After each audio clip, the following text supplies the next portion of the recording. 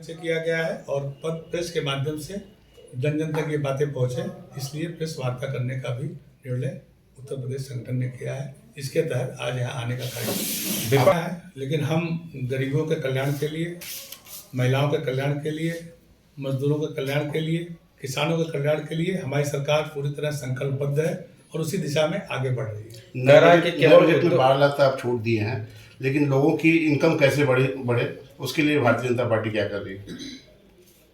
ये हमने अभी आपको बताया है कि चाहे मेडिकल क्षेत्र में हो, आईटी के क्षेत्र में हो, एनआईटी के क्षेत्र में हो, सब आपने अभी देखा एआई के क्षेत्र में है। हमने अभी चर्चा किया है पीछे कि सभी क्षेत्रों में रोजगार के अवसर भी प्राप्त होंगे और लोगों का जीवन स्तर भी बढ़ेगा। अभी हमने हार्टिकल्चर की बात किया है, हमने कृषि की बात किया है, हमने ऐसे बीज की बात किया है, ऐसे उत्पादन की बात किया है, हमने ऐसे कृषि क्षेत्र में ऐसे वेयर हाउसिंग के बारे में चर्चा हमने किया है। हमारी सरकार में सारे प्राविधान है और दिशा में लोगों की आमदनी आय बढ़ेगी और लोगों का जीवन स्तर उठेगा। और विपक्ष का ये कहना है, वो कहते रहते हैं, उनको भी कहना चाहिए, लेकिन हम पूरी तरह से समर्पित है गरीबों के लिए, मजदूरों के लिए, किसानों के लिए, महिलाओं के लिए। ये सरकार पूरी तरह समर्पित है। बजट में केवल काम है, लेकिन हम ये पूरी तरह से समावेशी बजट है, सबको पूरी तरह से इसमें समावेशित करने का प्रयास किया गया है। भाषा को लेकर काफी विवाद चल रहा है। अब देखिए, ये उर्दू का विवाद तो करना, जब कोई मुद्दा नहीं रहेगा तो आदमी करेगा ही, करना भी चाहिए। विपक्ष उनके पास कोई रोजगार चाहिए ना, अच्छी बात है। महाकुंभ को लेकर विपक्ष हमेशा लगातार हमलावर रहा है, ऐसे में ममता बनर्जी का एक बयान। अब ममता जी वरिष्ठ नेता हैं इस देश की, वेस्ट बंगाल के मुख्यमंत्री हैं और उत्तर प्रदेश के जो हमारा विपक्ष है जिस तरह की बात महाकुंभ को लेकर कह रहा है, अगर आप देखेंगे तो जो गया होगा, हमें लगता है इसमें सब लोग जाके आए होंगे। महाकुंभ में 40 करोड़ के हमारा लक्ष्य था, 40 करोड़ की संख्या आएगी, लेकिन हमें लगता है 10 दिन पहले ही 60 करोड़ पार कर गया। उसके बावजूद भी छोटी मोटी थोड़ी बहुत ऐसी घटनाएं हुई हैं, लेकिन फिर भी उत्तर प्रदेश की योगी सरकार ने जिस तरह से मुस्तैदी के साथ महाकुंभ को पूरी तरह सफल बनाने का प्रयास किया गया और लोगों ने अमृत स्नान किया, सब लोग प्रसन्न होकर जा रहे हैं, जो अभी भी आ रहे हैं प्रसन्न होकर जा रहे हैं। अब विपक्ष के पास कोई मुद्दा नहीं है तो उनको कहने के लिए कुछ चाहिए, मैं यही मानता हूँ। रिपोर्ट आगे चौंकाने वाली आ रही है।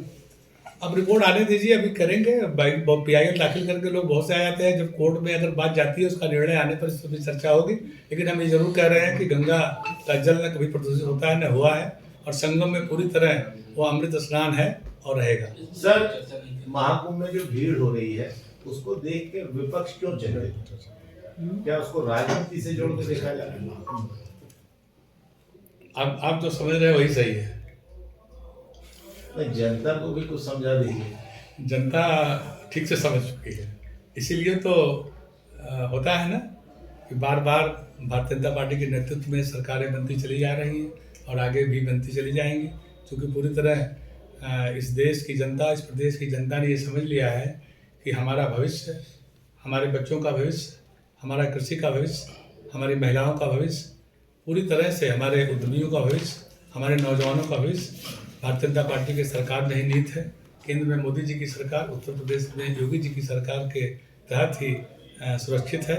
इसलिए हम पर ये विश्वास कर रहे हैं और हम उनके विश्वास पर पूरी तरह हमारी सरकार उत्तर प्रदेश के और केंद्र की खड़ा उतरने का पूरा प्रयास कर रही है और आगे भी करती रहेगी। सर, लगातार विपक्ष जो हमलावर है कि सरकार ने निमंत्रण तो दे दिया लेकिन उस तरह से अरेंजमेंट नहीं कर पाई। पूरा अरेंजमेंट किया है और वो खुद नहा के आए, उनसे पूछिए कि आराम से नहा के आए। आपने कवरेज भी किया होगा, आपने समाचार भी लगाया होगा, बढ़िया डुबकी लगा रहे हैं। आपने देखा होगा कि शायद पहली बार जिनकी चर्चा लोग करते हैं, इसके पहले कभी आपने देखा नहीं होगा, जो हमारे अंबानी जी के, मुकेश अंबानी जी के पुत्र भी स्नान की, हमें लगता है कभी बाथरूम से बाहर गए नहीं होंगे वो। तो इतना बड़ा इसका बहुत ऐसे बहुत से लोग, साधु संत, महिलाएं, बुजुर्ग, वृद्धा, छात्र, किसान, नौजवान, महिलाएं, सब जाके कुंभ में नहा करके अमृत स्नान किया है और सब अपने पुण्य का उन्होंने लाभ प्राप्त किया है। विपक्ष जो है एक पंचांग लेके बैठा हुआ है, 144 साल पहले इस तरह का कुंभ हुआ ही नहीं था। भाजपा का ये पीआर है, वो अपने पीआर के लिए ऐसा कर रहा है। जो विपक्ष कह रहा है उससे पूछिए 144 साल पहले का पंचांग देखो, पंचांग में विश्वास ही नहीं करते। हम तो पंचांग में विश्वास करते हैं, भारतीय संस्कृति में विश्वास करते हैं, हम भारतीय सभ्यता में विश्वास करते हैं, हम धर्म में आस्था रखते हैं, तो हम ये सब करते हैं।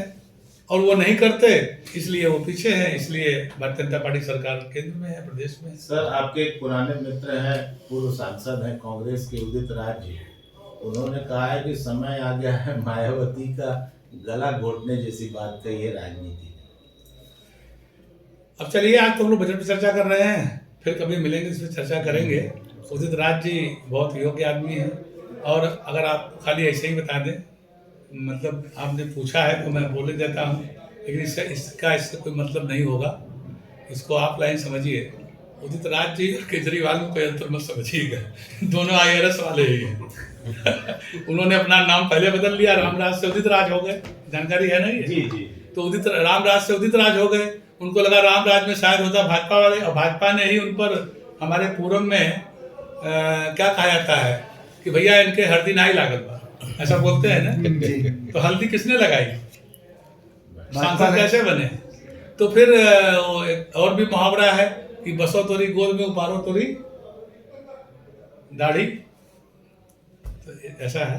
तो बाकी इनको भगवान सद्बुद्धि दे, मैं ये कहूँगा।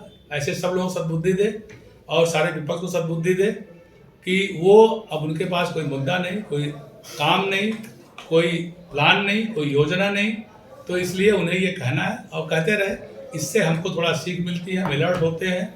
हम हमेशा ही कहते हैं निंदक डेरे राखिए आंगन कुटी चाहे। इससे हमको निखरने का, समाज के लिए अच्छा काम करने के लिए, प्रदेश की जनता के लिए, देश की जनता के लिए और अच्छा काम करने का मुझे अवसर मिलता है। हम अलर्ट रहते हैं, ये अच्छी बात है। Thank you. बहुत बहुत धन्यवाद।